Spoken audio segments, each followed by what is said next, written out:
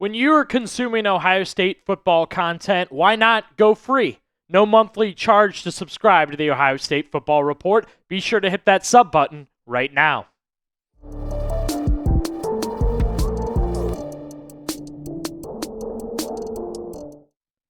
The latest AP Top 25 poll for college football is out, and Ohio State sits at number one, the top spot in college football. That 14-7 victory over Texas has Ohio State at number one. Some other things changed in that top group. We'll take a look here. Penn State remains at number two. You see LSU at 3, Georgia at 4, and Miami at 5. Dang, doesn't Ohio State look good at number one? We're going to get into why it's good, why it's bad to be number one. I know it's a little bit of a hot debate. You would think it'd just be great to be on top. Taking a look at the top 10, some other teams added to that group. Oregon at 6. Texas now moves to 7. Clemson now moves to 8. Notre Dame at 9. And South Carolina at 10 right now in the AP top 10. Says everyone really excited. Buckeyes on top. Big win over Texas. A little bit of an undefeated discussion going on. Do you think Ohio State will go undefeated this season? Type Y for yes. Type N for no. Why is it a debate to talk about, is it good to be number one? I've already seen some back and forth about this, and my main interest is when Ohio State's initial rankings came out before the season at number 3, I kept seeing good, yeah, good. All right, 3, yeah, they're the underdog. They'll play for number one. They'll want number one. Yeah, that's fine with us. We'll just earn it like usual. Instead of now we're number one, and we're going to get into why some people still may not be happy with that, or hey, can we coast and have a good time at number one? So we'll get into the good reasons first for Ohio State as they come in as the top team in college football in the latest AP polls. Doesn't happen that often. I know that's kind of a surprise for Ohio State. You think about Ohio State football, very successful over the years, multiple national championships. Actually, since 2000, Ohio State has only been ranked number one during the regular season, just a handful of times. May not have happened as many times as you guys think with this.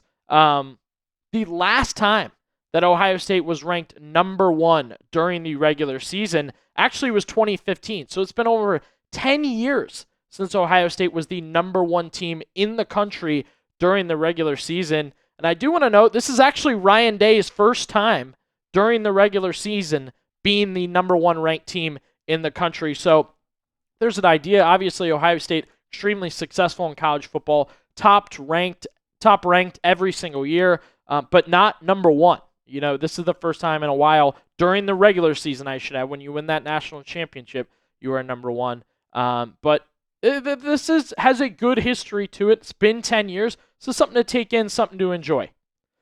Second, this is a confidence boost, baby. You are number one. It's got to give you some confidence. Got to give you a little extra oomph in your step at practice, knowing you're the best, knowing you are the number one team in the country. I call it a swagger boost. You can call it whatever you want. You can literally say you are the best team in the country because you sit at that number one spot. Who doesn't love yelling, to be the man, you got to beat the man? Ohio State's the man right now. They should act like it. They should have that swagger to them. I think it's going to help them in games. Look, you got Grambling and Ohio coming up, but when you get into the season, if you hold on to that number one spot, it's got to be something to really give you a little extra pep in your step. Position by position, even coaches, you're the coach of the number one team in the country. You're the quarterback of the number one team in the country, so on and so forth.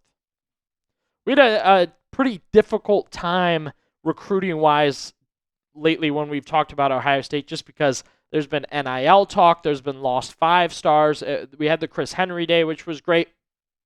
This is just an easy one, right? You've got recruits in the building. You are talking to recruits. You can sell them the idea that you are number one. You can say to them, we are the number one team in the country. We are the best team in college football. And you've got that nice little number one in the AP poll to back it up, right? In a time where right now dollars and money are talking a lot, I think being number one can say just as much right now when you've got recruits, whether it be in the building, on the road, however Ohio State is playing it with these recruits right now, saying, hey, we're the best team in the country, and then following up with, we are number one. I think those go hand in hand. Really going to benefit the Buckeyes coming up in recruiting. This episode is brought to you by Prize Picks. You and I make decisions every day, but on Prize Picks, being right can get you paid. Don't miss any chance of the excitement this season. As Prize Picks, it's good to be right. Prize Picks is simple to play. Just pick more or less on 2 to 6 player stat projections. If you get your picks right, you could cash in. Prize Picks puts their users first with withdrawals that are fast, safe, and secure. Prize Picks offers Venmo, Apple Pay, MasterCard, and more for quick and easy deposits in your accounts this football season. Prize Picks also offers injury reboots, so if one of your players leaves the game in the first half and doesn't return, Prize Picks won't count it as a loss. I want you guys to take a look at this max discount. Dak Prescott, half a passing yard.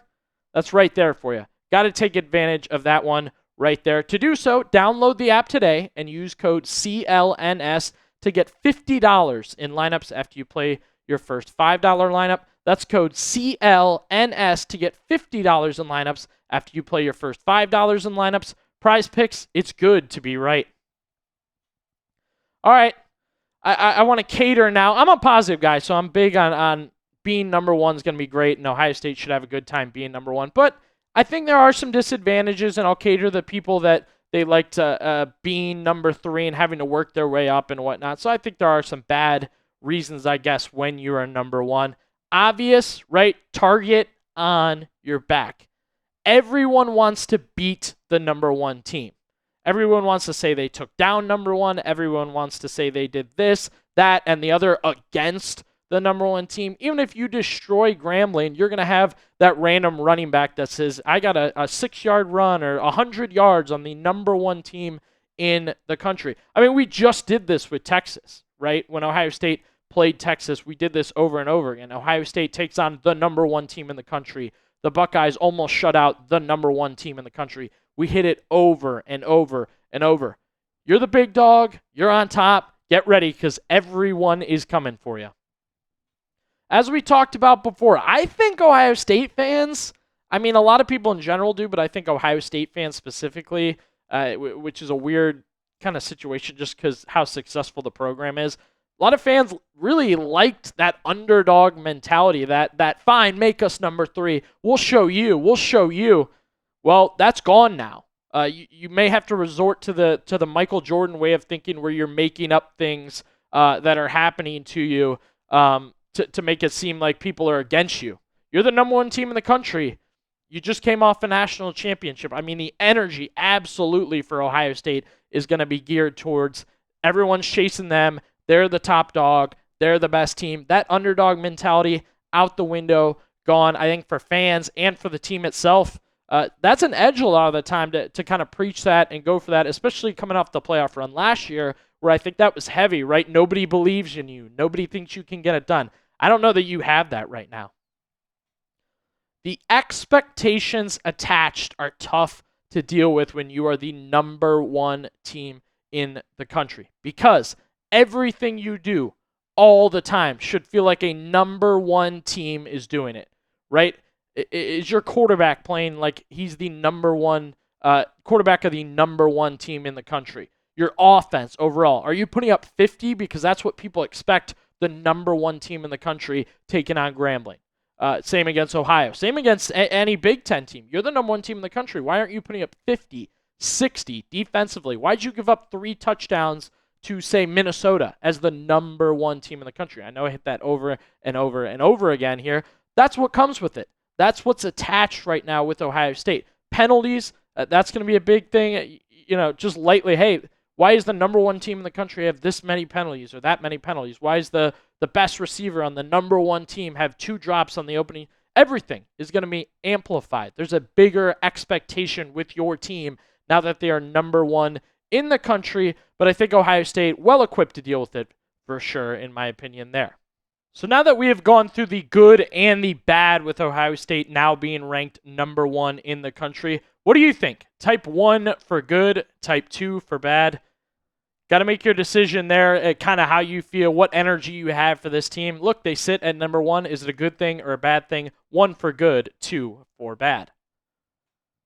Being number 1 in the country, I think it's good news. This is all about good news here, so I want to get to some more good news for the Buckeyes. Coming off that game Saturday, I think one of the storylines to watch, one of the things we kept our eye on, 2 new coordinators for Ohio State. Brian Hartline, first time calling plays as the offensive coordinator. Matt Patricia, he'd been out of football for a year, returns at the college level with Ohio State. Let's start with Brian Hartline. We got a review from Urban Meyer, the former Buckeye coach, left some thoughts about Hartline. I saw 2 new coordinators, and they managed the game spectacularly.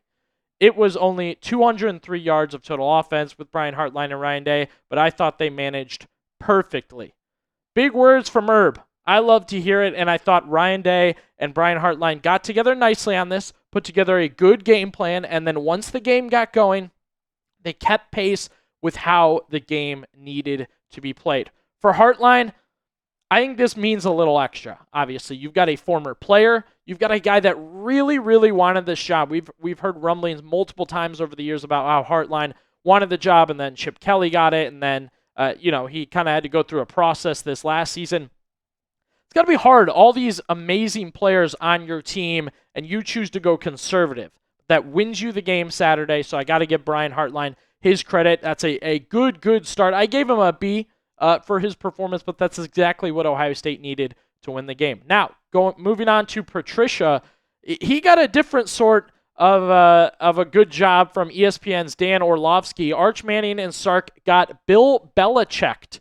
Arch will not see another defense that is sophisticated and as complicated as much as Ohio State. They changed pre-snap to post-snap, but that game specific to Arch went that way, the way it did, because of Matt Patricia for Ohio State and that Ohio State secondary. I love it. Bill Belichick. Yeah, Patricia showed, yes, I have been out of football for a year, but I am back. I'm bringing what I learned with me at the NFL level to college, and I know how to make the most of Ohio State's defense. I thought he did that really, really well. While Hartline had to go conservative in this game, I thought Patricia went all out, used every tool in the toolbox, made the most of every single player on the defense. I thought he did a great job, really crushed this game, and there were some words about him before. I think he came out, silenced that quickly, and Bill Belichick, the opponent in this one. Who impressed more, though? The Ohio State offense doing what they need to do to win, making plays at the right time, or the Ohio State defense? Type O for offense, type D for defense. I do want to note the starts by these coordinators, such a big deal once again. We talked Paul Feinbaum on the show. I know a lot of people tuned into that one and gave their opinion on Feinbaum. He thought 2 new coordinators could prove disastrous for Ohio State. I think it proved to be quite the opposite, as the Buckeyes have a really, really good start to their new offensive coordinator and defensive coordinator season.